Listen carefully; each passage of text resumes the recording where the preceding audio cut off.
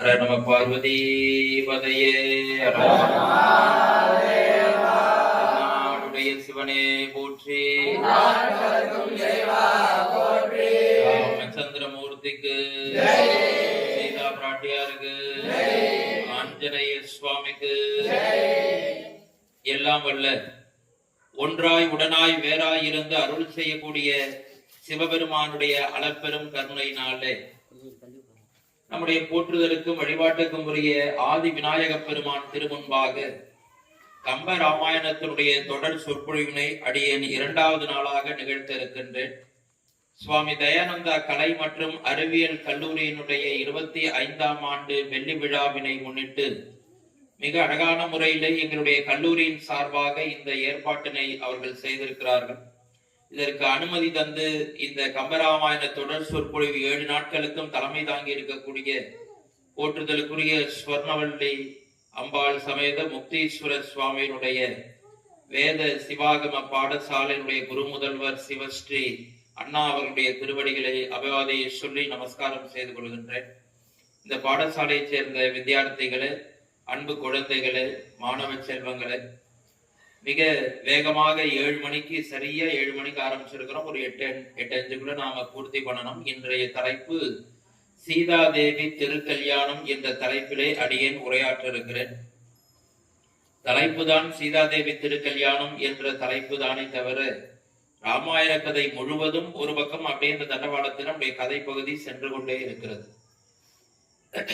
அன்பிற்கினிய மாணவ செல்வங்களே, வந்தவுடனே அண்ணா குரு முதல்வர் சிவஸ்ரீ அண்ணா அவர்கள் சொன்னார்கள், சீதை மாதா நிறைய பச்சரிசி சாப்பிட்டுருவா போல இருக்கு அப்படின்னு. உண்மைதான், பச்சரிசி வெறுமனத்தின்னா கல்யாணத்தின் போது மழை பெய்யும் அப்படின்னு நம்ம முன்னோர்கள் ஏதோ ஒரு காரணம் பற்றி சொல்லி வைத்திருக்கிறார்கள். ஆகவே சீதை மாதாவினுடைய அந்த அருள் என்று வைத்துக் கொள்ளலாம். மிக அற்புதமான முறையிலே இன்றைக்கு லேசான ஒரு மழை. அதோடு ராமச்சந்திரமூர்த்தி அவதாரம் செய்தவுடனே அவருடைய பட்டாபிஷேகத்துக்குள் தார் சாலையெல்லாம் அமைத்து நமக்கு இங்கே பணிகள் எல்லாம் நடைபெற்றுக் கொண்டிருக்கிறது. மிகவும் மகிழ்ச்சியாக இருக்கிறது. இதெல்லாம் இறைவனுடைய திருவருளினால், இதெல்லாம் நாம நினைச்சு ஒரு விஷயத்த பண்றது இல்லை. இறைவனுடைய அருளினால், சிவபெருமானுடைய திருவருளினால் எல்லாம் நமக்கு ஒன்றாக கூட்டி வைக்கிறது. அன்பு மாணவ செல்வங்களே, வித்தியார்த்திகளே, நேற்றைய தினம் நாம் சொற்பொழிவை எங்கே நிறுத்தினோம் என்று சொன்னால், ராமச்சந்திரமூர்த்தி விஸ்வாமித்திர மகரிஷியோடு இணைந்து லக்ஷ்மணன் தம்பி உடன் வர மூவரும் மிதிலை மாநகரத்தை நோக்கி சென்று கொண்டிருக்கிறார்கள் என்று. அப்படி அவர்கள் சென்று கொண்டிருக்கின்ற பொழுது இடையிலே ஒரு மாபெரும் அற்புதம் நிகழ்ந்தது. ராமச்சந்திரமூர்த்தி மிக அற்புதமாக ஒரு காட்டு பகுதியை கடந்து சென்றார். ஒரு பெரிய கருங்கல் இருந்தது. அந்த கருங்கல் ராமச்சந்திரமூர்த்தியுடைய பக்கத்திலே சென்று அவர் நடந்து செல்லுகின்ற பொழுது அவருடைய பாதத்திலிருந்து ஒரு சின்ன துகளானது அந்த கருங்கல் மீது பட்டு அந்த கருங்கல் ஒரு அழகான பெண் உருவமாக எடுத்தது. விஸ்வாமித்திர மகரிஷிக்கே பெரிய ஆச்சரியம், தம்பி லக்ஷ்மணனுக்கும் ஏன் ராமச்சந்திரமூர்த்திக்கே பெரிய ஆச்சரியம் என்னவென்று சொன்னால், யார் இந்த பெண் என்று சொன்னால் இதற்கு ஒரு பெரிய பிளாஷ்பேக் கதை இருக்கு. நமக்கு அந்த கதை சொன்னா இந்த ராமாயணம் போயிடும். இருந்தாலும் வேகமா சொல்லிடுவோம். கௌதம முனிவர், அகலிகை என்ற இருவர் இருந்தார்கள், கணவன் மனைவியாக, ரிஷி பத்தினியாக. அந்த கௌதம முனிவர் ஒரு தவிர்க்க முடியாத காரணத்தினால் ஒரு சாபம் கொடுக்கிறார். அந்த சாபத்தினால் இந்த அகலிகை கருங்கல்லாக மாறி இருக்கிறார். அப்படி கருங்கல்லாக மாறி இருக்கின்ற பொழுது கணவர்கிட்ட கேட்டார், எப்ப சுவாமி இந்த கருங்கல்லில் இருந்து எனக்கு சாப விமோச்சனம் கிடைக்கும் என்று சொன்ன உடனே வைகுண்டத்திலே இருக்கின்ற திருமாலாகிய விஷ்ணு கீழே ராம அவதாரம் எடுத்து வருகின்ற பொழுது அவருடைய பாத துகள் பற்றி நீ சாப விமோசனம் பெறுவாய் என்று மிக அற்புதமாக கௌதம முனிவர் அதற்கு பிராயச்சித்தம் சொல்லி அவர் கானகம் சென்று தவம் செய்ய புறப்பட்டு விடுகிறார். அந்த காட்சி இப்பொழுது நடைபெறுகிறது. கம்பன் மிக அற்புதமாக சொல்லுகிறார். என்ன சொல்றாரா, சாப விமோசனம் தரும் என்பதுதான் கௌதம முனிவருடைய அந்த பிராயச்சித்தம், அதுதான் பரிகாரம் அப்படின்னு வச்சுக்கோங்களேன். ஆனா என்ன ஆணுதான், ராமச்சந்திரமூர்த்தியினுடைய பாதம் பட்ட உடனே அந்த அகலிகை ஏற்கனவே அந்த அகலிகை இந்த கௌதம முனிவரோட திருமணமாகி ஒரு முனி குமரன், பெரிய ஒரு குமரன் பாலகன் இருக்கிறான், இளைஞன் இருக்கிறான். அப்போ ஒரு திருமணம் ஆகி ஒரு குழந்தையை பெற்ற நிலையில இருக்கின்ற ஒரு பேரிளம் பெண்ணாக இருந்த அந்த அகலிகை ராமச்சந்திரமூர்த்தியினுடைய பாதம் பட்ட உடனேயே கன்னி பெண்ணாக மாறிவிட்டாளாம். கம்பன் ரொம்ப அற்புதமா சொல்லுகிறான், இந்த அகலிகை சாப விமோசனம் என்பது வெறும் சாப விமோசனம் மட்டுமல்ல, இந்த அகலிகை பண்டை வண்ணமாய் நின்றால். என்ன பண்டை வண்ணம் என்றால், அம்மாவோட குழந்தை வயிற்றிலிருந்து பிறந்து கன்னி பெண்ணா பருவம் அடைந்து பெரிய பொண்ணா மாறி திருமணத்துக்கு ஏற்ற அந்த வயதிலே இளம் குமாரியாக அந்த அகலிகை மாறினாலாம். கௌதம முனிவருக்கு ஒரு பெரிய லக்கு சான்ஸ் அடிச்சது.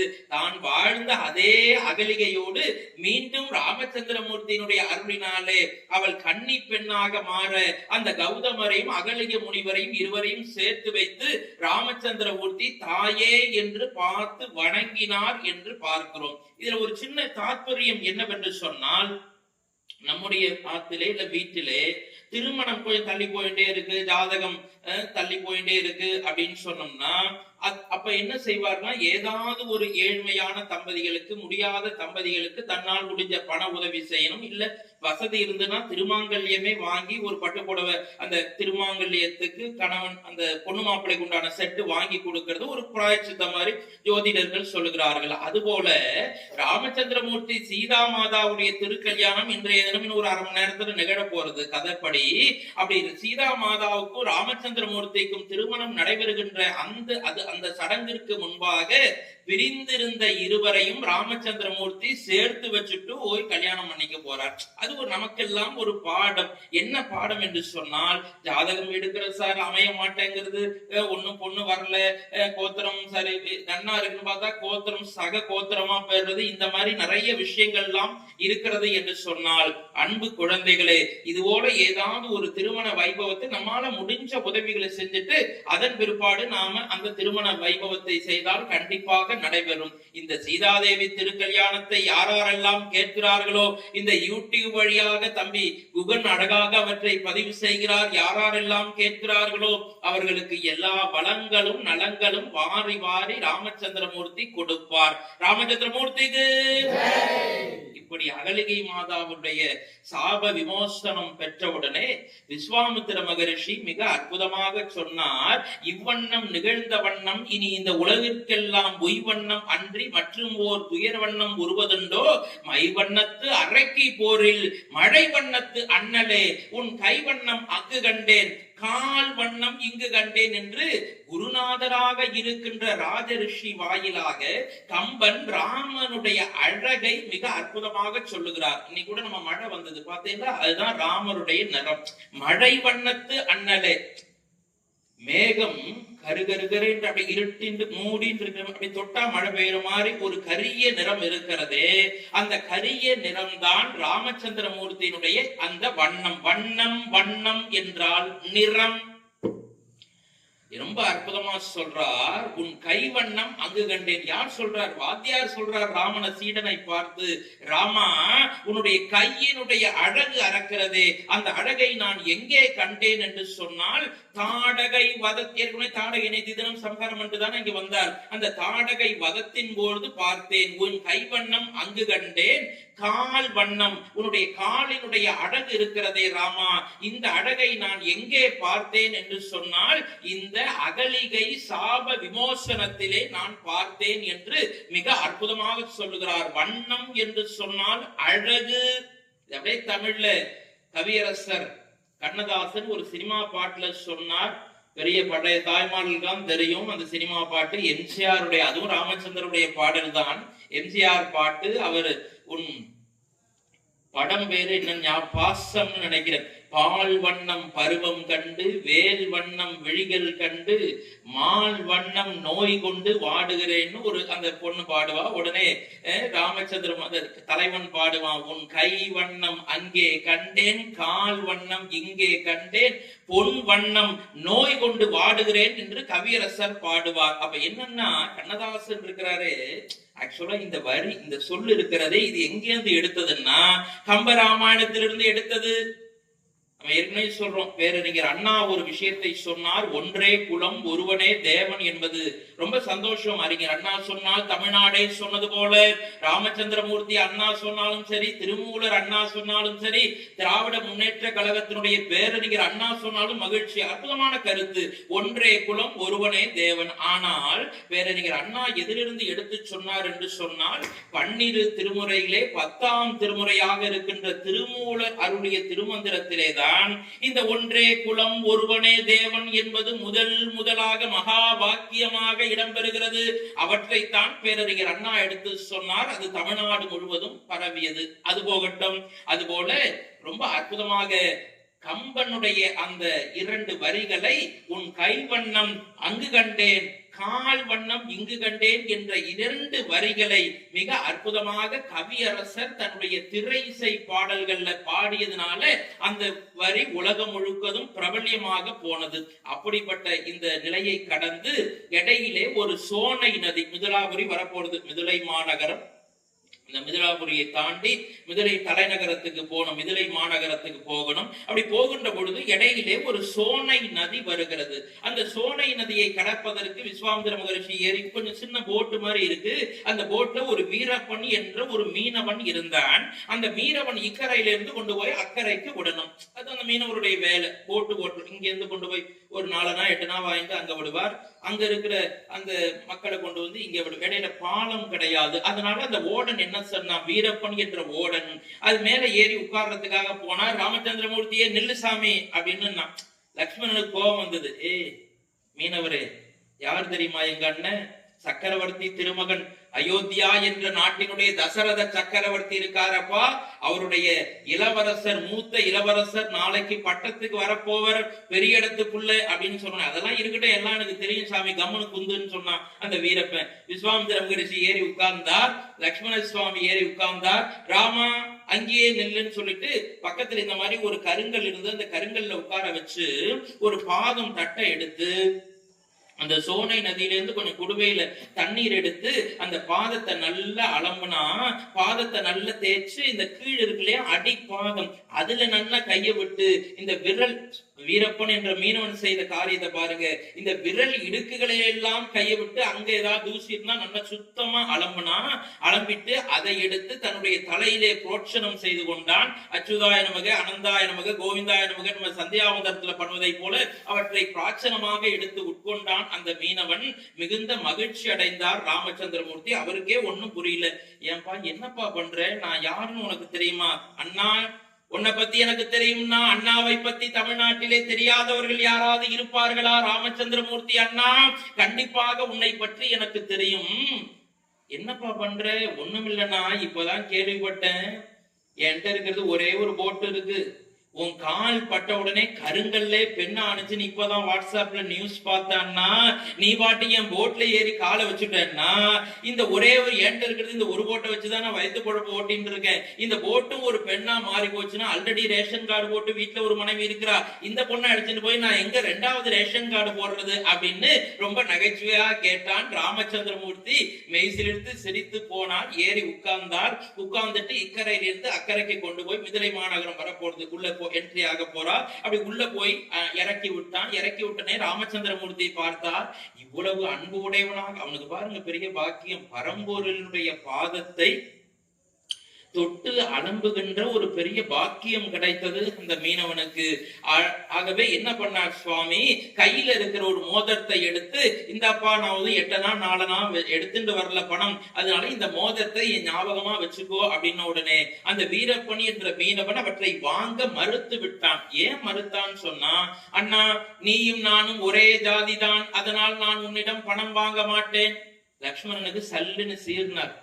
என்ன, நம்ம அண்ணனும் பெரிய இடத்துக்குள்ள ராமச்சந்திரமூர்த்தி சக்கரவர்த்தி திருமகன் நம்முடைய அண்ணனும் இந்த சாதாரண மீனவனும் ஒருவரா? இல்ல. ஏன்? இவர் மன்னிக்கணும், புரிய புரியணுங்கிறதுக்காக சொல்றேன். இவர் மீனவர் சமுதாயத்தை சார்ந்தவர், இவர் சத்திரிய சமுதாயத்தை சார்ந்தவர். இருவரும் ஒன்றா என்றால் இல்லை.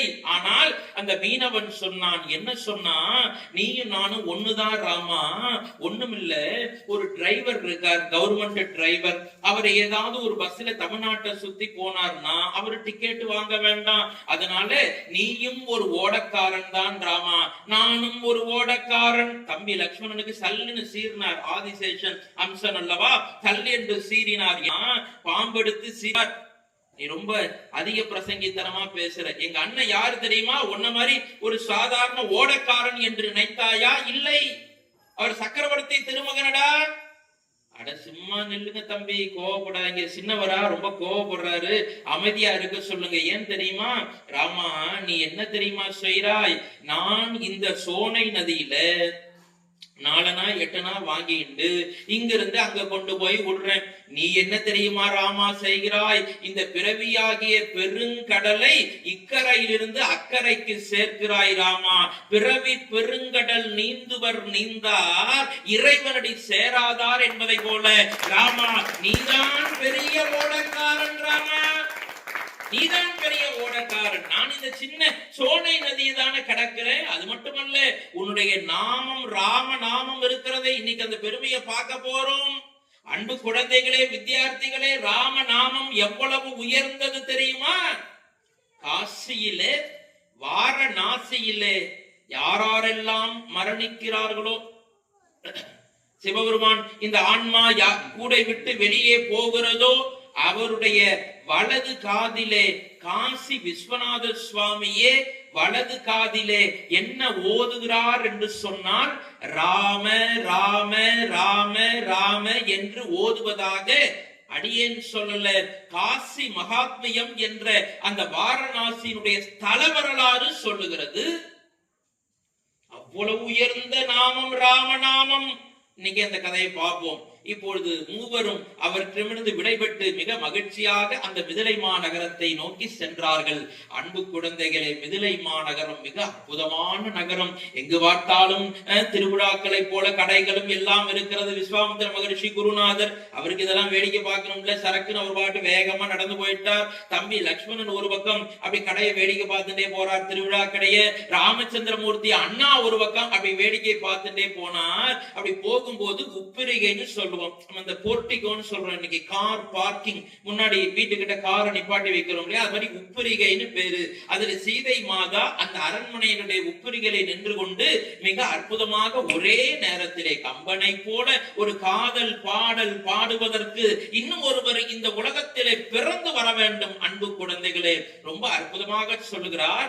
ஒரே நேரத்திலே அங்கே மேலே இருக்கின்ற அந்த உப்பிரிகையிலே இருக்கின்ற சீதையை ராமச்சந்திரமூர்த்தி பார்த்தார். அதே நேரத்திலே அந்த உப்புரையில் இருந்து ஒரே நேரம் ஒரு செகண்ட் கூட மாறலையா, ரெண்டு பேரும் ஒரே நேரத்திலே. தமிழ் இலக்கியம் அல்லவா, அதனால கொஞ்சம் காதல் ரசத்தையும் அப்படியே இதே போலதான் சேக்கிடாரும் பண்றார். பெரிய புராணத்துல சுந்தரர் பறவை நாச்சியாருடைய காதலை சொல்லுகின்ற பொழுது சேக்கிடாரும் இது போல காதல் ரசத்தோடு தான் சொல்லுகிறார். சரி, அது ஒரு பக்கம் இருக்கட்டும், பின்னாடி நேரம் இருக்கும் போது பார்ப்போம்.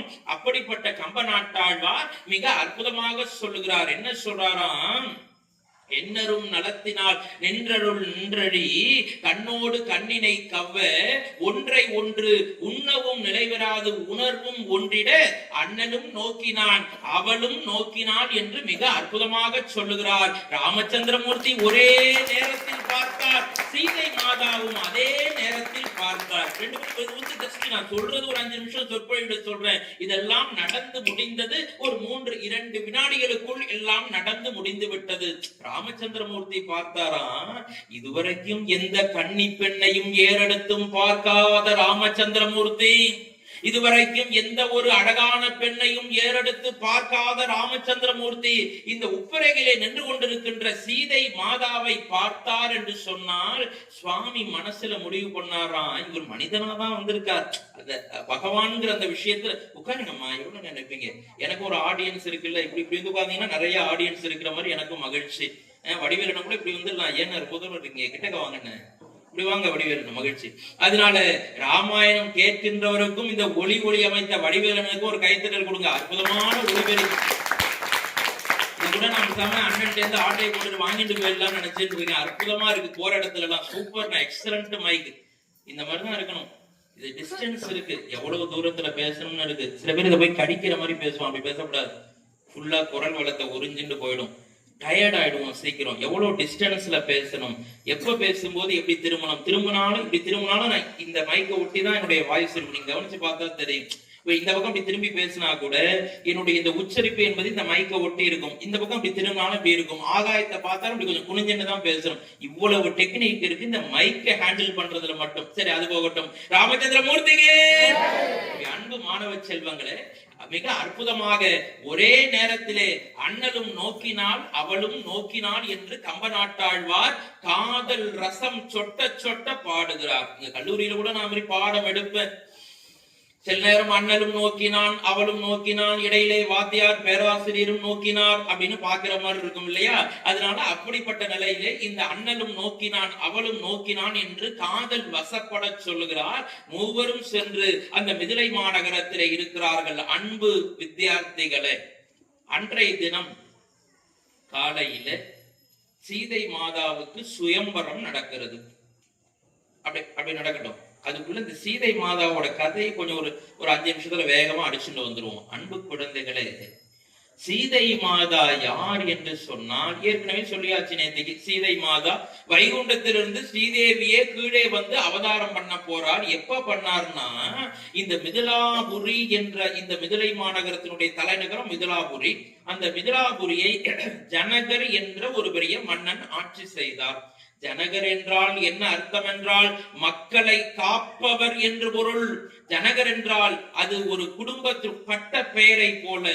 நீங்க வெஸ்ட் பெங்கால்ல போனீங்கன்னா இது வரும், பானர்ஜி, ஷட்டர்ஜி, முகர்ஜி இப்படிலாம் பேர் இருக்கும் இல்லையா? பட்டேல் அப்படின்னு பேர் இருக்கும், மோடி அப்படி, இதெல்லாம் ஒரு அடையாளத்தினுடைய பெயர். அதுபோல இந்த ஜனகர் என்று சொன்னால் மக்களை காப்பவர் என்று பொருள்.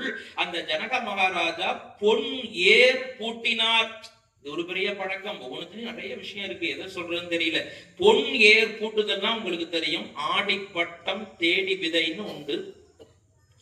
ஒரு காலத்துல ஆடி மாசம் 18ஆம் பெருக்குல காவேரியில தண்ணி வந்த உடனே ஏர் வச்சு, இன்னைக்கும் சில கிராமத்திலே நடந்து கொண்டிருக்கிறது. நல்ல நாள், நல்ல நேரம், குழந்தைகளை குறித்து கொள்ளுங்கள், நல்ல ஓரை, இது எல்லாம் சேர்ந்து நல்ல யோகம், இதெல்லாம் பொருந்தி வருகின்ற அந்த நாள்ல, இன்னைக்கு என்னதான் டிராக்டர் குபேட்டா எல்லாம் இருந்தாலும் கூட வீட்டுல சில கிராமத்துல ஏர் வைத்திருப்பார்கள்.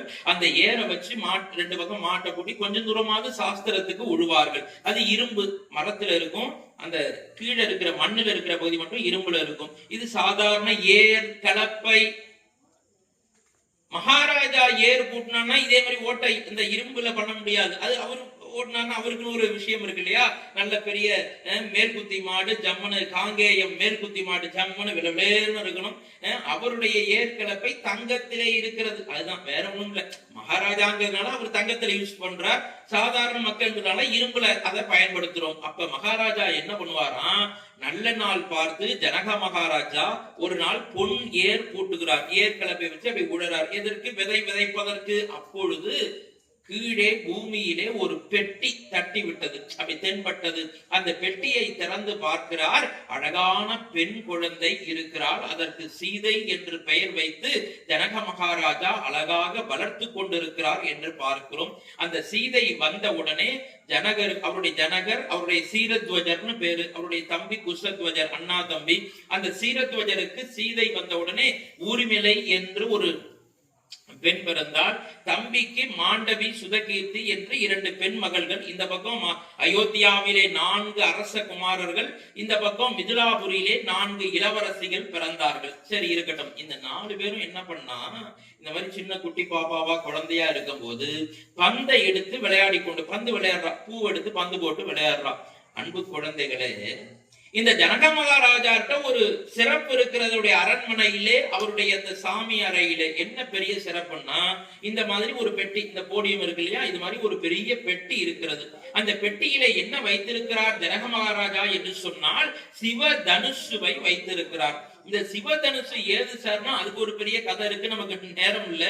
நமக்கு தெரியும் அட்ட வீரட், சுருக்கமா சொல்றேன், விடவும் முடியல சுவாமி, அட்ட வீரட்டான தலங்கள் இருக்கு. அந்த அட்ட வீரட்டான தலத்திலே சுவாமி வில் அம்பை எடுத்து, அது ஒரு பெரிய கதை இருக்கு. யார் தேரா இருந்தா, யார் தேர் ஓட்டினா, 4 வேதங்கள் குதிரையா இருந்தது, மகாவிஷ்ணுவே அந்த வில்லாக இருந்தார், மேருமலையாக, வாசுகி பாம்பு அதற்கு கைவிலாம் நிறைய அதுக்கு கற்பனை ஓமை சொல்லுகிறோம்.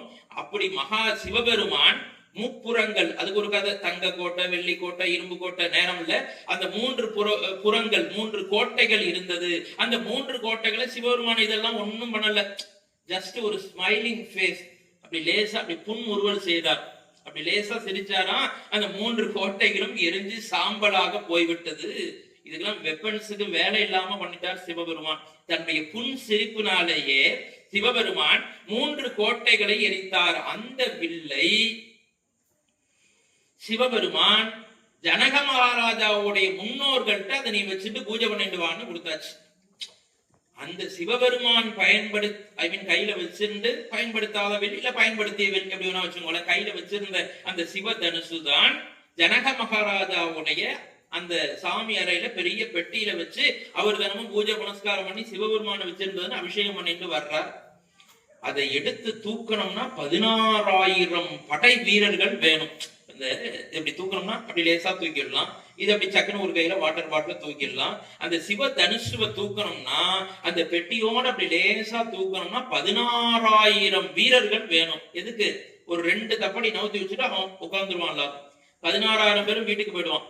வேற 16,000 பேர் ஃப்ரெஷ்ஷா டியூட்டில ஜாயின் பண்ற 16,000 பேரு மறுபடியும் அந்த பெட்டியை தூக்கி இன்னும் 2 தப்படி தூக்கி வைப்பான். அவன் ஆத்துக்கு போயிட்டு மறுபடியும் இப்படியே தான் அந்த பெட்டியை நகர்த்தணும், ஒரு இடத்துல இருந்து ஒரு இடத்துக்கு. அவ்வளவு கணம். இந்த 4 குழந்தைகளும் பூப்பந்து விளையாடி கொண்டிருந்தார்கள். சிறு வயதிலே நடந்தது. அப்பொழுது சீதை மாதா அந்த பூப்பந்தை எடுத்து எறிய, அது என்ன ஆச்சு, இந்த பெட்டி இருக்கும்ல, பெரிய பெட்டி 16, இந்த பெட்டிக்கு அடியில போய் அப்படியே உருண்டு அந்த பந்து போய் உள்ள லாக் ஆகி மாட்டிடுது. உரிமையாளர் சொன்னா, அக்கா அப்பாவுக்கு தெரிஞ்சா வைய போற, நீங்க போய் அந்தந்த தோட்டத்துல விளையாடலாமோ, எதுக்கு பூஜை அறைகிட்ட வந்து விளையாடலான்னு சொல்ல போற, இருந்தாலும் பரவாயில்ல அக்கா, நான் போய் அப்பாவிட்ட அழைச்சிட்டு பந்தை எடுக்கணுமா வெளியில, 16,000 வீரர்களை கூப்பிட்டு வர சொல்றேன், 16,000 வீரர்களும் சேர்ந்து தூக்குனா நம்ம பந்தை வெளியில எடுத்துடலாங்கான்னு ஊர்மிளா ஓடினான் ஜனக மகாராஜாவை கூட்டுன்னு வரத்துக்கு. ஜனக மகாராஜா அங்கிருந்து, யார் அங்கே அமைச்சர்களே, குழந்தையோட பந்து சிவதனுசுலை மாட்டினது, 16,000 வீரர்கள் தயாராக இருங்கள், பெட்டியை தூக்குறதுக்கு எல்லாம் மேலம் வாசல் ரெடியா வந்துட்டான். வந்து பார்த்தா சீதையும் மாண்டவி சுதகீர்த்தி மீதி இருக்கிற 3 பேரும் விளையாடிட்டு இருக்கா. ஜனகர் கேட்டார், உர்மிளா என்னமா சொல்ற, ஏதோ பந்து போய் சிவதனுசுவோட பெட்டிக்கு கீழே மாட்டின்றதுன்னு என்னிடம் சொன்னாயே, இதோ விளையாடிட்டு இருக்காளே, சீதா இங்க வாடா கண்ணு, என்னடா குழந்தை நடந்தது? அந்த பொண்ணு ரொம்ப நல்ல பொண்ணு, அப்பா எது கேட்டாலும் அப்படியே உண்மையை சொல்ற அந்த காலத்து பொண்ணு. அதனால இந்த சீதை மாதா சொன்னா, ஒண்ணுமில்லப்பா, இந்த பூப்பந்தை நான் போட்டேனா அது சிவதனுசு பெட்டிக்கு கீழே போய் மாட்டிடுதா, அப்புறம் எப்படா குழந்தை எடுத்த? என்னுடைய அந்த இடது கையால எடுத்தேன்ப்பா. எப்படி எடுத்த இடது கையால? ஒண்ணும் இல்லப்பா, அந்த பெட்டி இருந்ததாப்பா, அந்த பெட்டி அப்படியே லேசா தூக்கிட்டு இந்த இடது கையால பெட்டியை தூக்கிட்டு வலது கையால பந்தை எடுத்தான்ப்பா அப்படின்னு ஜனக மகாராஜாவுக்கு தலையில பெரிய கிருகிருன்னு மயக்கம் வந்தது. சீதா எவடா கண்ணு, என்னம்மா சொல்ற? இல்ல பெட்டிக்கு மேல விழுந்துருத்தா, அததான் எடுத்தியா? அட ஒண்ணும் இல்லப்பா, இங்க வாங்கப்பான்னு கைய புடிச்சு அழிச்சுட்டு போய் தரன்னு அந்த பூ பந்தை எடுத்து அந்த பெட்டிக்கு கீழே போட்டு, இத பாருங்கப்பா உள்ள மாட்டின்ட்டா, இத பாருங்கோ அப்படின்னு இடது கையால அப்பா முன்னாடியே டெமான்ஸ்ட்ரேஷன் பண்ணி சீதை மாதா எடுத்து காமிச்ச உடனே ஜனக மகாராஜா அங்கேயே பொத்தென்று மயக்கம் போட்டு விழுந்தார். 1/2 மணி நேரம் ஆச்சு அவளுக்கு பன்னீர் சோடா கொடுத்து அவரை எழுப்புறதுக்குள்ள. அந்த ஜனக மகாராஜா எழுந்து நின்ன உடனே ஒரு முடிவு பண்ணார். என்ன பண்ணாராம், சீதா இந்த பொட்டியை தூக்கணுமா, இந்த பெட்டியை தூக்கணும்னா பெரிய பாக்கியம் பண்ணீங்கம்மா. சீதாதேவி திருக்கல்யாணம் மகிழ்ச்சி. தெய்வங்களை நாளைக்கு வரும்போது ஒவ்வொரு அம்மாவை கூட அழைச்சிட்டு வந்துருங்க.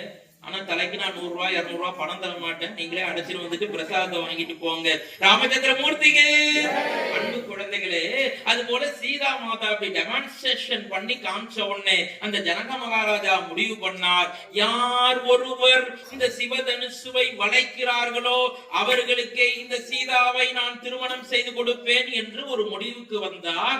அந்த சுயம்பரம் இன்றைக்கு நடந்தது. சீதை மாதா கைகளிலே ஒரு அழகான மாலையை கொடுத்து ஒரு பக்கமாக அரண்மனையிலே அமரச் செய்தார்கள். நட்ட நடுப்பிலே பெரிய அரண்மனை, அங்கம் அங்கம் துங்கம் கலிங்கம் என்று 64 தேசத்து ராஜாக்களும் எல்லோரும் இளவரசர்கள் எல்லோரும் சூழ்ந்திருக்கிறார்கள். நட்ட நடுப்புல பெரிய சிவதனுசுவை 16,000 வீரர்கள் கஷ்டப்பட்டு கொண்டு வந்து வைத்திருக்கிறார்கள். சிவதனுசு பெட்டி திறக்கப்பட்டிருக்கிறது. ஒவ்வொருவராக சென்று முயற்சி செய்து பார்க்கலாம் என்று ஜனக மகாராஜா சொல்ல எல்லோரும் சென்று முயற்சி பார்க்கிறார்கள். ஒவ்வொரு தேசத்து ராஜா போறான், கிட்டக்க போய் பார்த்தான், இதுக்கும் நமக்கு சம்பந்தம் இல்லை, நம்ம தெரியாதனமா இந்த போட்டிக்கு வந்துட்டோம்னு ஒரு பலமா பிரதர்ஷனம் பண்ணி, அதுவும் சிவபெருமான் தொட்டு வச்சிருந்த வில்ல நாம என்னமா தூக்குறதுன்னு பிரதர்ஷனம் பண்ணிட்டு போயிட்டான். சில மகாராஜா வந்தா அது தூக்குற மாதிரி ஆக்ஷன் பண்ணா, பொத்துன்னு மயக்கம் போட்டு விழுந்தான். 108 ஆம்புலன்ஸ் வச்சு அவனை அழைச்சுன்னு போனான் ஆஸ்பத்திரிக்கு. இப்படி எல்லா மகாராஜாவும் ஒவ்வொருத்தரும் ஒவ்வொரு வகையில வந்து அதை முயற்சி செய்து பார்க்கிறார்கள். யாராலையும் அந்த சிவதனுசுவை தொடக்கூட முடியவில்லை. உடனே விஸ்வாமித்திர மகரிஷி ராஜரிஷி சொன்னார், ராமா நீ சென்று முயற்சி செய்து பாரப்பா என்று சொன்ன உடனே, அதுதான் சிஷ்ய பாவனை. முந்திரி கொட்டத்தனமா சாமி நான் போட்டுங்களா அப்படின்னு கேட்கக்கூடாது. குருநாதர் சொன்ன பிற்பாடு போகணும். அப்ப கூட பாருங்க, ராமச்சந்திரமூர்த்தி சொன்ன உடனே ஏந்து சரக்குன்னு போகலையா. என்ன பண்ணா, விஸ்வாமித்திர மகரிஷியுடைய பாதத்தை பணிந்து, குருவே தங்களுடைய ஆணை என்பதனால் செல்கிறேன் என்று மிக அற்புதமாக நடந்து சென்றால், ராமச்சந்திரமூர்த்தியை போல இந்த உலகத்திலே நடப்பதற்கு யாராலையும் முடியாது. ஏன் தெரியுமா, அவர் நடந்து நடந்து காட்டிய வழி ராமாயணம். அன்பு குழந்தைகளை, கம்பர் மிக அற்புதமாக சொல்லுகிறார். என்ன கருத்து தெரியுமா, தசரத சக்கரவர்த்தி சிம்மாசனத்துல உட்கார்ந்து இருப்பாராம். சாதாரணமா யார் அங்கே, அமைச்சர் சுமந்திரரே ராமனை அழைத்து வாருங்கள். ராமச்சந்திரமூர்த்தி அங்கேந்து வருவார். அந்த அரண்மனை நீட்டு இருக்கும் இல்லையா, அப்படியே நடந்து வருவார். நமஸ்காரம் தந்தையே, என்ன கட்டளை அப்பா? ஒன்றுமில்லை ராமா, நீ போகலாம். மறுபடி திரும்புவார். நேரம் அது வரைக்கும் கடைசியில போய் அப்படி திரும்புறேன்னா வருமானம், அப்படி திரும்பும் போது வருவார். ராமா இல்லே எவளா கண்ணா, மறுபடியும் அப்பா கூப்பிடுவார். அங்கேருந்து ராமச்சந்திரமூர்த்தி ஒரு பெரிய அரண்மனை, நீண்ட அரண்மனை இருக்குமோ சினிமால அது மாதிரி நீண்ட அரண்மனை நடந்து வருவார். வந்து அவருடைய பாதத்தை தொட்டு வணங்கி, அப்பா என்னப்பா கட்டளை, என்ன செய்யணும் தந்தையே, உத்தரவு என்ன, காத்திருக்கிறேன் மகன் என்று சொல்ல. ஒன்றுமில்லை ராமா, திரும்பி போப்பா. திரும்பி அது வரைக்கும் நடந்து போயிடுவார். அப்படி திரும்ப அப்படி டேர்னிங் வந்த உடனே, ராமா திரும்பவும் வாப்பா. மறுபடியும் நடந்து வருவார். மறுபடியும் ஒன்றுமில்லடா கண்ணான்னு சொல்லுவார். மறுபடியும் நடந்து வர சொல்லுவார். மறுபடியும் போவார். மறுபடியும் நடப்பார். மறுபடியும் போவார். ஒரு நாளைக்கு 2 நாளைக்கு இது போல ஒரு நாளைக்கு சராசரியாக 100 to 200 தடவை அப்பா கூப்பிடுவார், கும்பிடுவார், திரும்பி போவார். ராமா வாடா என்று சொல்லுவார். மறுபடி வருவார், பாதத்தை வணங்குவார். ஒன்றுமில்லடா கண்ணா திரும்பி போப்பா என்று சொல்லுவார். ஒரு பையனை சொல்ல முடியுமா? பையன் தம்பி இங்க வாப்பா, என்னப்பா வேணும் ஒரு தடவை கேட்பான். 2வது தடவை ஒண்ணுமில்லடா கண்ணு போ, திரும்பி இங்க நடந்து வாடா கண்ணு. என்னப்பா? ஒண்ணுமில்லையாப்பா. நீ என்ன லூசாப்பா, என்ன வேணும்னு சொல்லு. ஏதாவது திங்ஸ் வேணும்னா சொல்லு, கடைக்கு போய் ஜாமான் வாங்கி வந்து கொடுக்குறேன். இல்ல என்ன வெத்தலை பாக்கு வேணுமா, என்ன வேணும், துணி ஏதாவது அது கூட செய்வான். சும்மா சும்மா நடந்து போய் கொண்டு திரும்ப வா, நடந்து போடா, திரும்பி வா, நடந்து போடானா எந்த புள்ள போவான். ஆனால் ராமச்சந்திரமூர்த்தி சலிச்சுக்கவே மாட்டாராம். அப்பா சொன்னா அப்படியே கேட்கணும். தந்தை சொல்வது மந்திரம் இல்லை. என்ன காரணம் என்று சொன்னால், இதுல ஒரு அழகான கருத்து இருக்கு. அன்பு தாய்மார்களே, தாய்மார்கள் கூட்டம் வந்தோம்னா என்னறியாம ஒரு உள்ளத்திலே உத்வேகம், வேகம் வரும். இதான பேச்சாளருக்கு வேணும். மைக் செட் அண்ணன் மட்டும் நம்ம முதல்வர் நாம இருந்தாலும் எப்படி இருக்கும், ஒரு 15-20 பேர் இருந்தால்னாக்க நமக்கு ஒரு பேசுவதற்கு ஒரு மகிழ்ச்சியை தரும். ராமச்சந்திரமூர்த்திக்கு என்ன காரணம் என்று சொன்னால், அன்பு பெரியோர்களே, ராமச்சந்திரமூர்த்தி அப்படி நடந்து வரக்கூடிய அந்த அழகு இருக்கிறதே, அது யானையை போல அழகாக நடந்து வருவாராம்.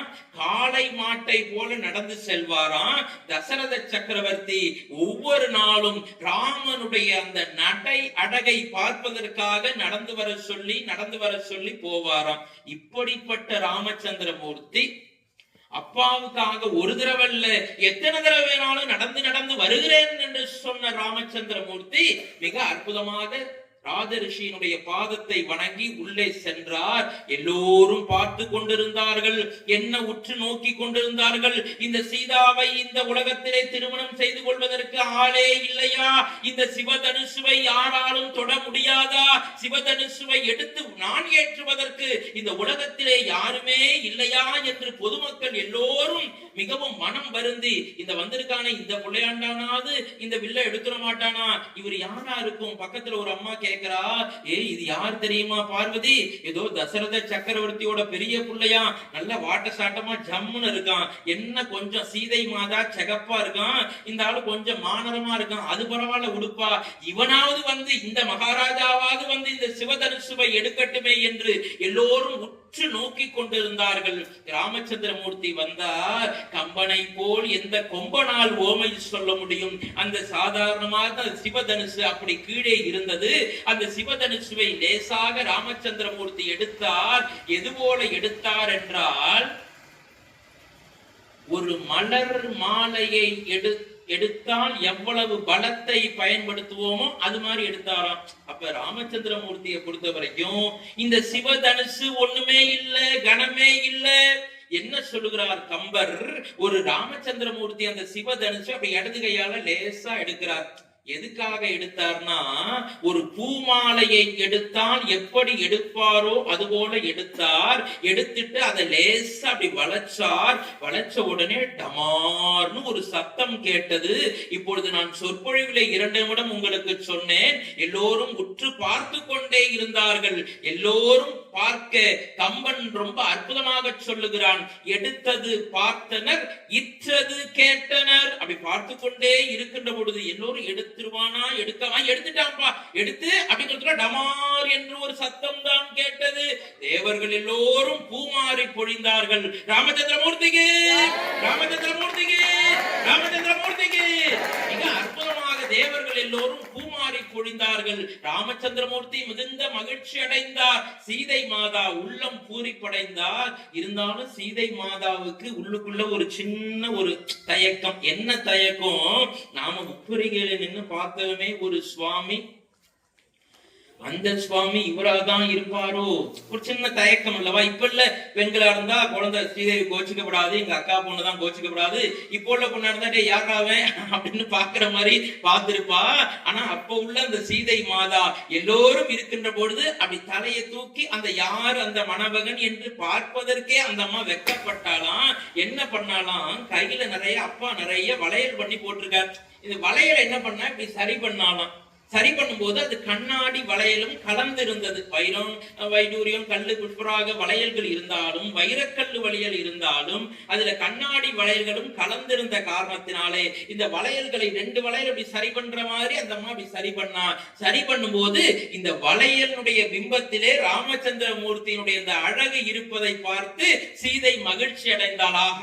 நம்ம தலைவர் அங்கே பார்த்த அண்ணலும் நோக்கினான், அவளும் நோக்கினான் என்ற அதே சுவாமிதான் இங்கே வந்திருக்கிறார் என்று சீதை மாதா மிக அழகாக ராமச்சந்திரமூர்த்தியினுடைய கழுத்திலே மாலை அணிவிக்க எல்லோரும் மகிழ்ச்சி அடைகிறார்கள்.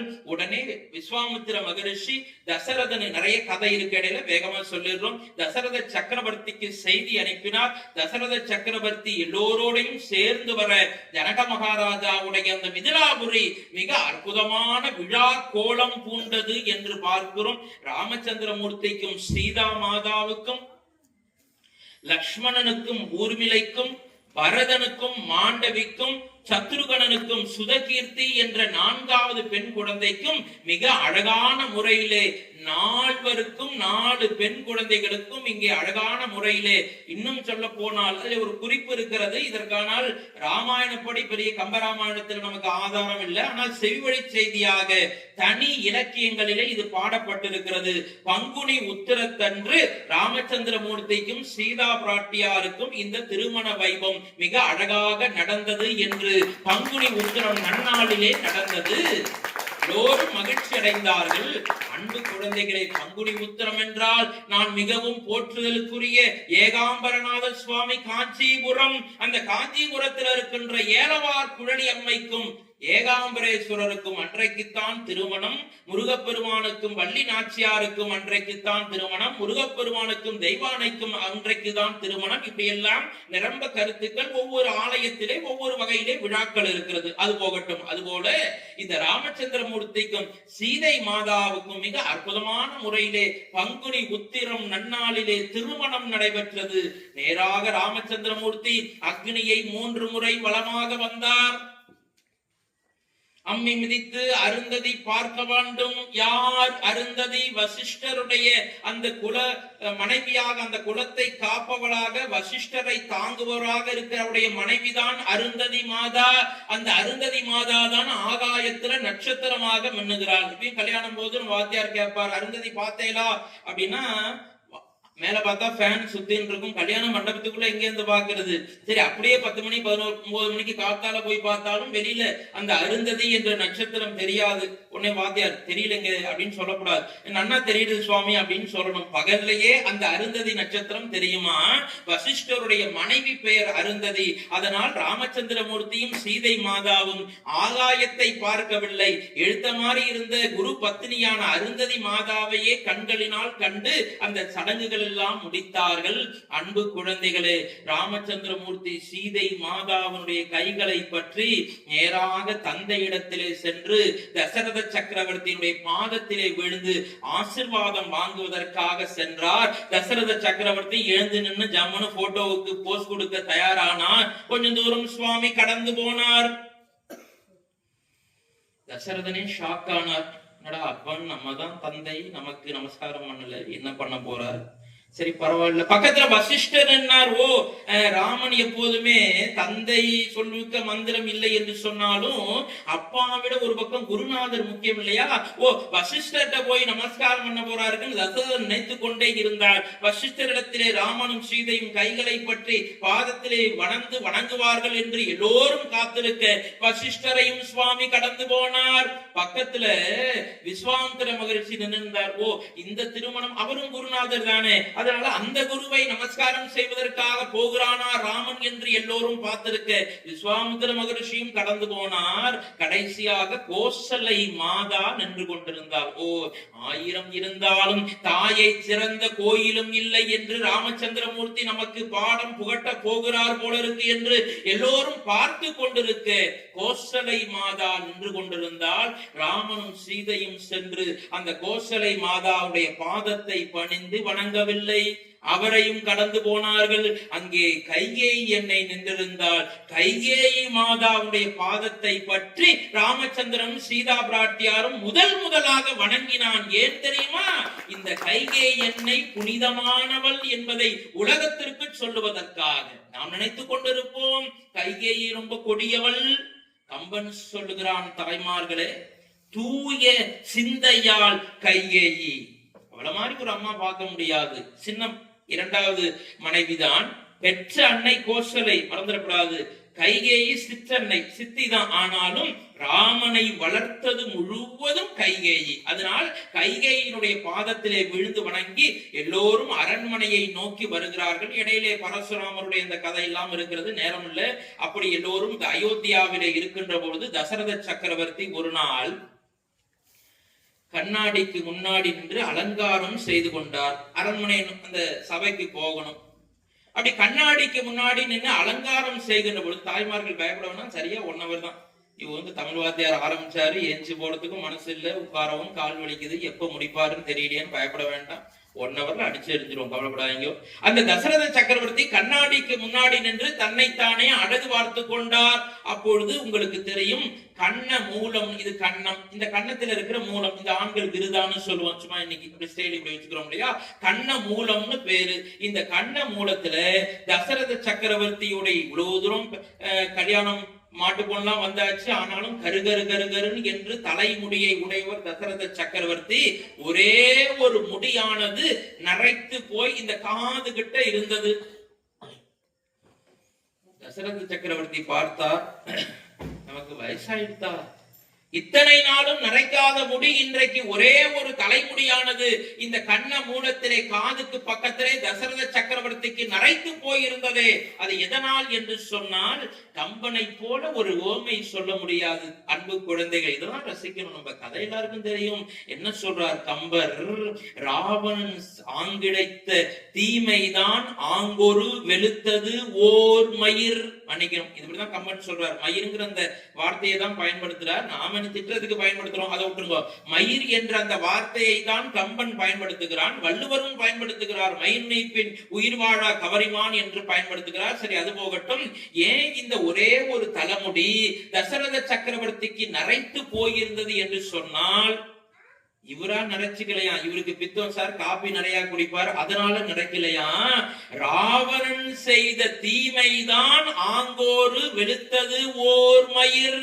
அங்க ராவணன் ஏற்கனவே தீமை பண்ணிட்டு இருக்கான். வேதத்தை அடிக்கிறான், ரிஷிகளை உடைக்கிறான், என்னென்ன அக்கிரமம் பண்ணணுமோ எல்லாத்தையும் பண்ணிட்டு இருக்கான். சிவ பூஜையும் கரெக்டா பண்றான், எல்லாத்தையும் பண்ணிட்டு இருக்கான் ராவணன். அந்த ராவணன் செய்த தீமை தான் இந்த ஒரே ஒரு தலைமுடி அந்த நரைத்து போயிருந்தது. உடனே ஏற்பாடு செய்தார். யாரங்கே? சுமந்தரரே, நாளை காலை பொழுது விடிந்தால் என்னுடைய மகன் ராமனுக்கு பட்டாபிஷேக பெருவிழா செய்ய போகிறேன். வசிஷ்டர் சொன்னார், தசரதா, ஏன்பா அப்படி அவசரப்பட்டு அவசரமா இன்னும் பத்திரிக்கை அடிக்கணும்? பட்டாபிஷேகம்ங்கிறது எவ்வளவு பெரிய காரியம். இப்பதான் மணி சாயந்தரம் 4 மணி ஆறுது. நாளைக்கு காத்தால 7 மணிக்கு பட்டாபிஷேகம்னா எப்ப ஏற்பாடு செய்வேன்? அது ஒன்றுமில்லை குருநாதரே, என்னுடைய மனதிலே பட்டுவிட்டது. உடனடியாக பட்டாபிஷேகத்துக்கு ஏற்பாடு செய்யுங்கள். நாள் யோகம் கொஞ்சம் நன்னா இல்லையே தசரதா? பரவாயில்லை சுவாமி, நீங்களே தலைமை தாங்கி இந்த பட்டாபிஷேகத்தை நடத்துங்கள் குருநாதரே, குலகுருநாதரே என்று முடிவெடுத்து விடுகிறார். அப்போது கைகேயினுடைய மகன் பரதனும் சத்ருகனன், இன்னொரு பையன் இருக்கான் இல்லையா, அவா 2 பேரும் அவருடைய தாய் மாமா கேகய நாட்டிற்கு சென்றிருக்கிறார்கள். அவர்கள் இருவரும் இல்லை. இதுல ஒரு சூட்சமும் இருக்கு, என்னன்னு பின்னாடி பார்ப்போம்.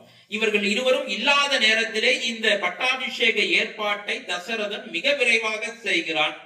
திடீர்னு 5:30 மணிக்கு சுமந்திரர் அழைக்கிறான். யாரெங்கே சென்று ராமனை அழைத்து வாருங்கள். ராமா, நாளை காலை சரியா 7 மணிக்கெல்லாம் உனக்கு பட்டாபிஷேகம் அப்பா. நாமளா இருந்தா என்ன பண்ணிருப்போம்? துள்ளி குதிச்சிருப்போம். ராவோட ராவா பேனர் வச்சிருப்போம். ஆள் உயரத்துக்கு பேனர் வச்சிருப்போம். இந்த மைக்ல நான் வச்சு அப்படி பேனர் வச்சிருப்போம். வருங்கால தமிழகமே, அயோத்தியின் மன்னனே, வருங்கால இளவரசே, நடமாடும் வள்ளலே, தமிழ் பல்கலைக்கழகமே, சங்க நிதியே, பதும நிதி, ஏதாச்சும் இப்படி வச்சிருப்போம். கீழே தொண்டர்கள் எல்லாம் போட்டு ராவாட ராவா எங்க பார்த்தாலும் டான்ஸ், பாட்டு, கூத்து, உலகமே விழாக்கோலம் பூண்டு இருக்கும். திடீர்னு சிவகுமார் தான் முதலமைச்சர்னு வச்சுப்போம். ரெக்கார்டு ஓடுறதா தம்பி? வேற பயமா இருக்கு, சும்மா சொன்னேன். முதலமைச்சர்னு வச்சுப்போம். அப்படின்னா நான் என்ன சொற்பொழிவு பேச வருவானா? நாளைக்கு அண்ணா போன் பண்ணுவார், குகன் சுவாமி, நான் இன்னைக்கு சீதா கல்யாணம் பேசிட்டு நாளைக்கு பாதுகா பட்டாபிஷேகம். எது பாதுகா பட்டாபிஷேகமா? என்னுடைய பர்சனல் பிஏ இருப்பார், அவர்கிட்ட பேசுப்பா. இல்லன்னா நீங்க தானா வந்து கம்பராமாயணம் பேசணும், நாங்க எல்லாம் உட்கார்ந்து இருக்கோம். சரி, சிதறப்பதியில ஹெலிகாப்டர் இறங்க வசதி இருக்கா அப்படின்னு கேட்க ஆரம்பிச்சிருவோம். என்ன மாதிரி சாதாரண ஆளா இருந்தால். ஆனால் ராமன் எப்படிப்பட்ட கதாபாத்திரம், சும்மா விளையாட்டுக்கு சொன்ன யூடியூப் நேயர்களை சாதாரணமா சொன்ன கோச்சுக்காதீங்க, இது வேற போயிட போடுது. அதனால யூடியூப் பார்க்கணும், இந்த செய்தி சொல்லணும். என்ன மாதிரி சாதாரண ஆளா இருந்தா அப்படி சொல்லியிருப்போம். ஹெலிகாப்டர் இருக்கா, மாலை மரியாதை பண்ணுவீங்களா, முன்னாடி 10 ஜீப்பு, போலீஸ் ஜீப்பு பின்னாடி எல்லாம் வருமா அப்படின்னு கேட்போம். அதெல்லாம் ராமன் ஒண்ணு ராமனை போல ஒரு கதாபாத்திரத்தை இந்த உலகத்துல நம்மால் நினைச்சு கூட பார்க்க முடியாது தாய்மார்களே. அப்பா சொன்ன உடனே ராமன் சொன்னான், என்ன செய்யறாராம்? காதல் உற்றிலன், அது விரும்பலையாம். என்ன விரும்பல? நாம தான் பட்டாபிஷேகம் பண்ணிக்க போறோம், ஒரு மகிழ்ச்சி வரணும். ஒரு செய்தி சொன்னா அதையும் சுவாமி மகிழ்ச்சி அடையில. அப்புறம் இகழ்ந்திலன், வேண்டான்னு வெறுக்கவும் இல்லை. அப்ப என்னதான் சார் பண்ணார் ராமன்னா? காதல் உற்றிலன் இகழ்ந்திலன் கடன் இது என்று பணிந்து நின்றான். அப்பா சொன்னதை கேட்கணும், அவ்வளவுதான் கடமை. என்ன கடமை? அப்பா சொன்னா கேட்கறது கடமை. அதனால காதல் உற்றிலன் ஆசைப்படவும் இல்லை, வெறுத்திலன் வெறுக்கவும் இல்லை, இன்பமும் அடையவில்லை, துன்பமும் அடையவில்லை, நடுநிகர் சமானமாக இன்பத்தையும் துன்பத்தையும் சரிசமமாக பாவிக்கின்ற தன்மை உடையவர் உலகத்திலேயே ராமச்சந்திரமூர்த்தி மட்டும்தான் என்பதை மனதிலே பதிய வைத்துக் கொள்ள வேண்டும். ஆட்சியே கையில வருது சார், ஆட்சி கையில கிடைக்குது. எவனாவது வேண்டான்னு சொல்லுவானா? வேணும்னு ஆசைப்பட்டு சொல்லுவார். ஆனா அவர் வேணும்னு சொல்லல, வேண்டான்னு சொல்லல. அப்பாவோட ஆசீர்வாதம் கடமை இது என்று பணிந்து நின்றார். இரவோடு இரவாக எல்லா ஏற்பாடுகளையும் செய்கிறார்கள். சன் டிவியில பிளாஷ் நியூஸ் ஓடுகிறது. நாளை காலை பொழுது விடிந்தால் 7 மணிக்கு பட்டாபிஷேகம் என்று எங்கு பார்த்தாலும் செய்தி பரப்பப்படுகிறது. இடையிலே இப்பொழுதுதான் ராமாயணத்திலே மிக முக்கியமான கதாபாத்திரம் கூனி என்ற கதாபாத்திரம் நேராக இது சாயந்தரம் இது 4:30 மணிக்கு இந்த அனௌன்ஸ்மெண்ட் வந்தாச்சு. ஒரு 6 மணிக்கெல்லாம் இந்த விஷயம் நடக்கிறது. என்ன 6 மணிக்கு நடக்கிறது என்று சொன்னால், கூனி நேராக போய் எழுப்பினால், கைகைன்னா பேரை சொல்லி கூப்பிடுவா. ஏன்னா சின்ன குழந்தையில இருந்து வளர்த்த பொண்ணு அம்மா, செவிலி தாய், ஆயா அம்மா. அந்த கூனி என்ன செய்யறா அப்படின்னா, கைகேயி ஏந்திரு, கைகேயி ஏந்திரு, உனக்கு ஆபத்து வந்திருக்கிறது கைகேயி. கைகேயி அப்படி லேசா அரை தூக்கத்துல இருந்தா, தூக்க கலக்கத்துல யாரும் பொய் சொல்ல முடியாது. நாம என்ன பிளான் பண்ணிட்டா படுக்கணும், யாராவது எழுப்பும் போது பொய் சொல்லணும் அப்படின்னு பொய் சொல்ல முடியாது. தூக்கத்துல என்னுடைய எழுப்பி உன் பேர் என்ன பண்ணுவோம், சிவகுமார் நீங்க சார் அப்படின்னு தான் கேட்போம்.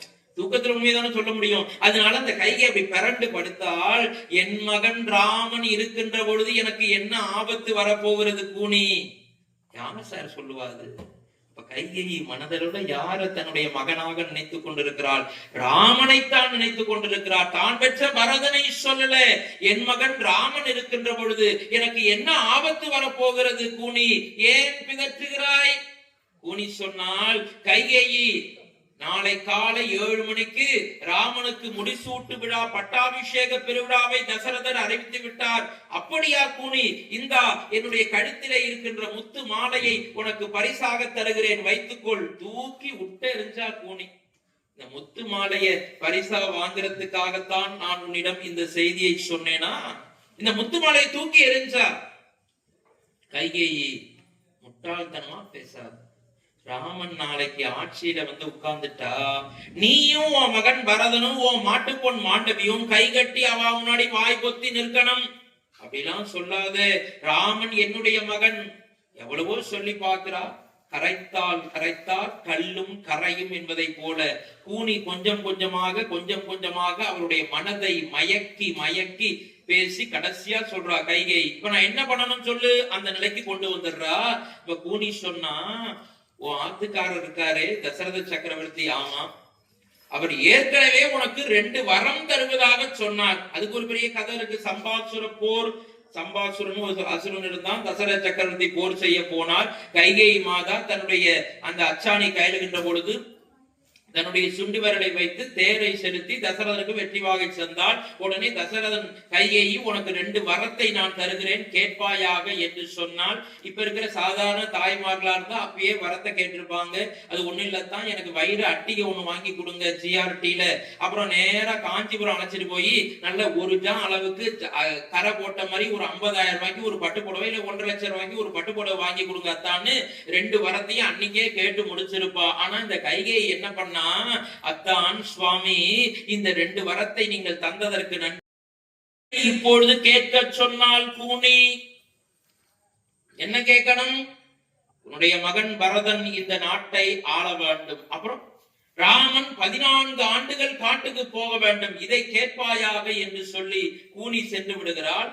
அந்த கைகேயி தலைவிரி கோலமாக வெறும் தரையிலே படுத்து கொண்டிருக்கிறார். தசரத சக்கரவர்த்தி ஒரு 7:30-8 மணி இருக்கும். எல்லார்ட்டையும் சொல்லிட்டு அந்த பட்டாபிஷேக ஏற்பாடுகளை எல்லாம் செய்துவிட்டு நேராக கைகேயினுடைய ரொம்ப அன்புக்குரியவள் கைகேயி அவள்கிட்ட வந்து சொல்லுகிறான், கைகேயி உனக்கு ஒரு பரிசு தரப்போகிறேன். கைகேயி எங்க இருக்கமா?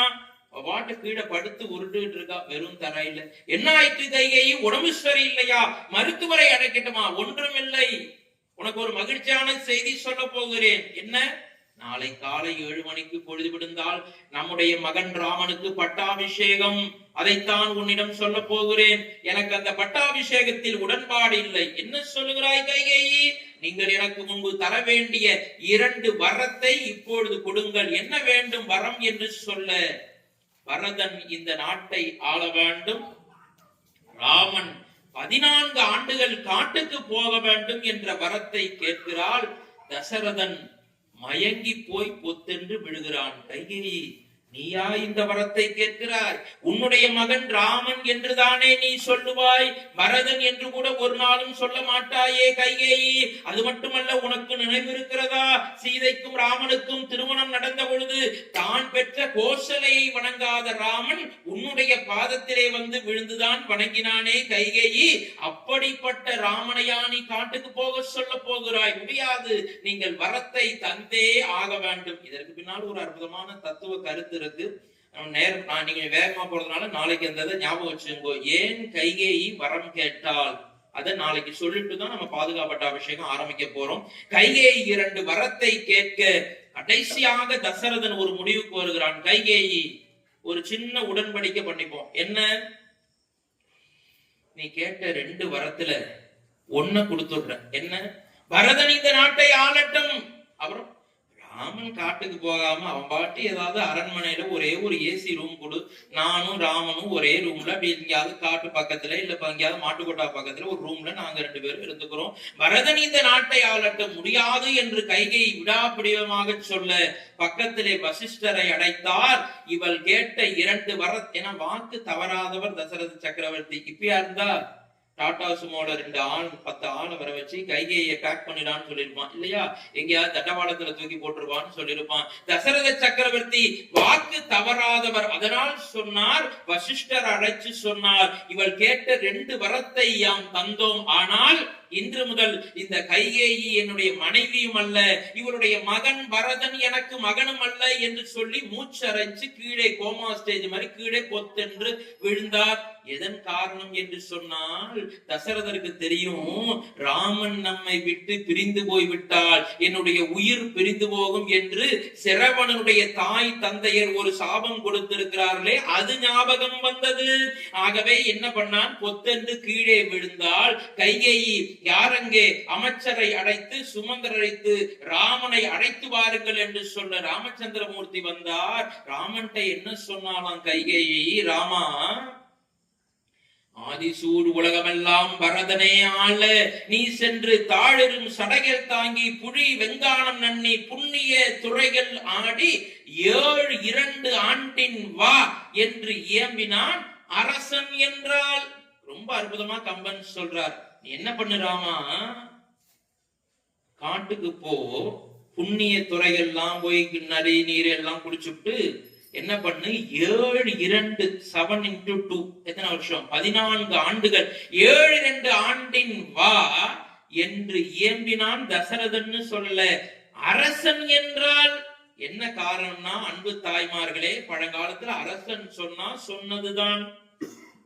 சுப்ரீம் கோர்ட் ஜட்ஜ்மெண்ட் மாதிரி அதை யாரும் நீங்களோ நானோ மாத்த முடியாது. அரசன் என்றால் ராமனை போல ஒரு கதாபாத்திரத்தை நீங்கள் உலகத்திலே தேடினாலும் படிக்க முடியாதம்மா. ராமன் என்ன சொல்லுகிறான்? அம்மா கைகேயி மாதா, இதுக்கு ஏமா பெரிய பெரிய வார்த்தையெல்லாம் சொல்லுகிறாய்? அரசன் சொன்னார், சுப்ரீம் கோர்ட் ஜட்ஜ்மெண்ட் எல்லாம் சொல்லாதம்மா. மன்னவன் பணி என்றாயில் நும்பணி மறுப்பனோ, என் பின்னவன் பெற்ற செல்வம் அடியேன் பெற்றதென்றோ. அம்மா நீ ஏமா பெரிய பெரிய வார்த்தையெல்லாம் சொல்ற? கைகேயி மாதா, ராஜா போக சொன்னாதான் சொல்லாதம்மா. அம்மா நீ காட்டுக்கு போன்னு சொன்னாலே நான் போயிருப்பேனே தாயே. இருக்கட்டும், உண்மையாக இருக்கட்டும், ராமனை போல ஒரு கதாபாத்திரத்தை இந்த உலகத்திலே நம்மால் பார்க்கவே முடியாது. அம்மா சொன்னாலே நான் காட்டுக்கு போறேனே, இதுக்கு எதுக்கு நீ ராஜா சொன்னார் மந்திரி சொன்னார் இந்த வியாக்கியானம் வேண்டாமே அம்மா. அது மட்டும் இல்ல, என்ன சொல்றான் பாருங்க ராமன், என் பின்னவன் பெற்ற செல்வம், என் தம்பி பரதன் இந்த நாட்டை ஆள்வது என்பது நானே பெற்றதற்கு சமம். உலகத்துல யாராவது அப்படி இருப்பானா? பெரிய பையன் ஆட்சிக்கு வர்றதா, தம்பி ஆட்சிக்கு வர்றதான்னு சண்டை இருக்கு பல மாநிலங்கள்ல. யாருன்னு சண்டை வம்புல இருக்கு. ஆனால் ஆட்சியை கூட தம்பிக்கு விட்டு கொடுத்தார் ராமச்சந்திரமூர்த்தி. நேரா கோசலை மாதாட்ட போனார். கோசலை மாதா பாதம் தொட்டு வணங்கினார். அம்மா அப்பா அவர்கிட்ட சொல்லும் போது அப்பான்னு சொல்லல. ஏன்னா கோசலை மாதாவுடைய மனம் கோணப்படாது இல்லையா? அதனால அரசன் ராமன் சொன்ன விஷயத்தையே அப்படியே ஸ்டேட்மெண்டா சொல்றார். அரசன் என்னை காட்டுக்கு போக சொல்லியிருக்காருமா. அப்படியாப்பா, ராஜாவே சொல்லிட்டாரா? சரிடா கண்ணு, போயிட்டு வா. பரதன் தாமா நாட்டை ஆள போறான். அந்த கோசலைய பாருங்க, பரதனை பத்தி சொல்றா கோசலை. பரதன் நின்னிலும் நல்லான், உன்னை விட 3 மடங்கு நிறை குணத்தவன், 3 மடங்கு நிறை குறத்தவன், நின்னினும் நல்லான். ராமா, உன்னை விட பரதன் ரொம்ப யோக்கியண்டா, சொக்க தங்கம். என்ன ஒரு இந்த ராமாயணத்தை படிச்சு பாத்தீங்கன்னா ஒவ்வொரு கதாபாத்திரமும் ஒண்ணு அப்படியே தூக்கி சாப்பிட்டுட்டே போகும். நின்னினும் நல்லான், ராமனை விடவா பரதன் ரொம்ப உயர்ந்தவன் என்று யார் சொல்றா? கோசலை மாதா சொல்றா. நின்னினும் நல்லான், உன்னை விட 3 மடங்கு நிறை குணத்தவன். ஒரு பெரிய தராசு தட்டை எடுத்து ஒரு பக்கம் பரதனை வைத்து மற்றொரு பக்கம் ராமன், சரியாகாது. பிளஸ் ராமன் ஈக்குவல் ஆகாது. Plus Raman, Raman plus Raman plus Raman, 3 ராமனை சேர்த்து வச்சாதான் ஒரு பரதனுக்கு சரிநிகர் சமானமாக ஆகும் என்று கோசலை மாதா சொல்கிறார். 3 மடங்கு நிறை குணத்தவன். அம்மாட்ட ஆசீர்வாதம் வாங்கிட்டு காவி ட்ரெஸ் எல்லாம் போட்டுட்டார் சுவாமி. பட்டு வஸ்திரங்கள் எல்லாம் கட்டியாச்சு. அம்மா சொன்னா கேட்டுக்கணும். கோசலை மாதா சொன்னா, ராமா காட்டுக்கு போடா குழந்தை, என்னம்மா எனக்கு அறிவுரை சொல்கிறீர்கள்? எந்த இடத்திலேயும் தர்மத்தை நீ மறக்காமல் தர்மத்தின் வழி நடப்பாயேயானால் ராமா, உனக்கு விலங்குகளும் செடி கொடிகளும் பறவைகளும் உனக்கு உதவி செய்யும். இதை மறக்காது. அம்மா சொல்ற ஒரு அற்புதமான விஷயம்.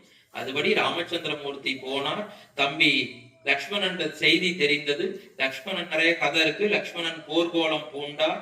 நான் தசரதனை அடித்து, பரதனை அடித்து, சத்ருகனை அடைத்து, இதை பரத்தை கேட்ட கைகேயை அடைத்து, அண்ணா உன்னை நான் ஆட்சி கட்டிலே உட்கார வைப்பேன், அண்ணாவை கீழே இறங்க வைக்க முடியாது, அயோத்தியாவிலே ராமச்சந்திரமூர்த்தி அண்ணாவுடைய ஆட்சி தான் அமைய வேண்டும் என்று லக்ஷ்மணன் துடித்தான். தம்பி இங்க வாடா, கோவப்படாதப்பா. ஏண்டா தம்பி, அப்பா சொல்றதை நீயும் நானுமே இந்த நாட்டுல கேட்கலன்னா மக்கள்லாம் எப்படா குழந்தை அப்பா சொல்றதை கேட்பா? அப்படி என்றால் நானும் உன்னோடு வருவேன், போய் உங்க அம்மாட்ட அனுமதியை வாங்கிட்டு வான்னு சுவாமி அவர் அமைச்சிட்டு நேரா மனைவி சீதை கிட்ட வந்தா. சீதையை பார்த்து சொன்னார், நான் மாதிரி காட்டுக்கு போக சொல்லி உத்தரவாயிருக்கு அப்பாட்டேன்னு சொன்ன உடனே சீதை சொன்னா, நின் பிரிவினும் சுடுமோ பெருங்காடு. ராமனை சீதையை பொறுத்தவரை ராமச்சந்திரமூர்த்தி எங்கே இருக்கிறாரோ அதுதான் எனக்கு அயோத்தியா என்று சீதை மாதா சொன்னாள். தாய்மார்கள் தப்பா நினைச்சுக்கப்படாது. இன்னைக்கு இருக்கிற சீரியல்ல வர்ற ஒரு மாட்டு பொண்ணா இருந்தா என்ன பண்ணிருப்பா? ராமனை பார்த்து சொல்லிருப்பா, அத்தான் 14 வருஷம் உங்க அப்பா உங்களை மட்டும் தானே அத்தா காட்டுக்கு போக சொன்னாங்க, நீங்க என்ன பண்ணுங்க தான், நேரா கொண்டு போய் எங்க அப்பா வீடு மிதிலை மாநகரத்துல இறக்கி விட்டுட்டு நீங்க காட்டுக்கு போயிடுங்க அத்தான். அப்புறம் 14 வருஷம் முடிஞ்சு திரும்பி வரும்போது நேரா அயோத்தியா வந்துடாதீங்க தான், மிதிராபுரி வந்து எங்க மாமனார் எங்க அப்பாத்துக்கு வந்து என்னையும் சேர்த்து அடிச்சுட்டு வாங்கோ, நம்ம 2 பேரும் 14 வருஷம் முடிஞ்சு அயோத்தியா வந்துடலாம் அப்படின்னு இன்னைக்கு இருக்கிற சீரியல் சீதை மாதிரி சொல்லியிருப்பா. ஆனால் சீதை சொன்னால், உங்களை விட்டு ஒரு இடத்தில் நான் பிரிய மாட்டேன் சுவாமி என்று சீதையும் உடன் வந்தால். தம்பி லக்ஷ்மணன் போய் சுமத்ரா மாதாவிடத்திலே 7:5க்கு ஆரம்பிச்சோம், 8:5க்கு முடிச்சிருவோம். சுமத்ரா மாதாவிடத்திலே சென்று ஆசீர்வாதம் பெற்றால். சுமத்ரா மாதா சொன்னால், லக்ஷ்மணா காட்டுக்கு போறியா? சரி. அந்த அம்மா பாருங்க எவ்வளவு உயர்ந்த குணம். சுமத்ரா தேவி சொன்னால் மிக உயர்ந்த குணத்தை உடையவள் சுமத்ரா மாதா. என்ன சொன்னால், லக்ஷ்மணா நீ காட்டுக்கு போடா தம்பி மகனே, ஆனால் என்ன தெரியுமா, தம்பி என்னும் முறை அன்று ஏவல் செய்யும் ஏவலனாக போவாயாக. அண்ணாவுக்கு மன்னிக்கணும் எப்படி தெரியுமா போகணும்? அண்ணா ஒரு சேர்ல உட்கார்ந்தா நீ ஈக்குவலா ஒரு சேர் போட்டுனாக்க உட்கார்ந்துக்க கூடாது. உட்கார்ந்து குழந்தைங்க தம்பிங்கிற அந்த ஸ்தானத்துல நீ போகக்கூடாது. எப்படி தெரியுமா போகணும்? ஏவல் செய்கின்ற வேலைக்காரனாக போகணும். இதை விடுங்கோ. இதுக்கப்புறம் ஒண்ணு சொல்றா சுமத்ரா தேவி, உலகத்துல எந்த அம்மாவும் சொல்லாத ஒரு செய்தி. அன்பு குழந்தைகளை, இதோட சொற்பொழிவு நிறைவு செய்யறேன், கவனிங்க. சுமத்ரா மாதா சொல்றா, தம்பி லக்ஷ்மணா 14 ஆண்டுகள் முடிஞ்சு ராமன் வந்துடின் வா, இல்லையேல் முன்னம் முடி என்றால்